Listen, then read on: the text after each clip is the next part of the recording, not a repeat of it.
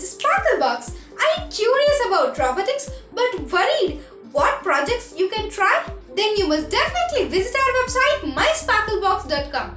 You can find a number of interesting robotic kits over there. You can also find the website link in the description below.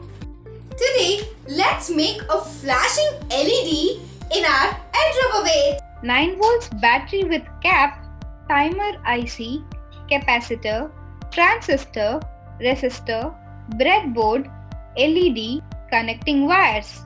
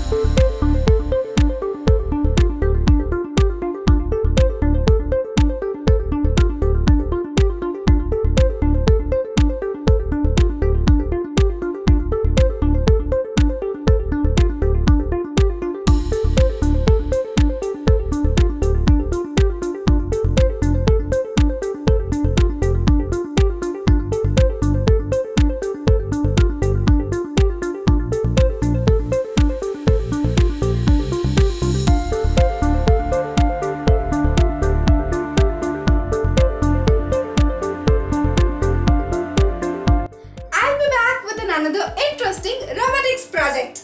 Until then, bye bye.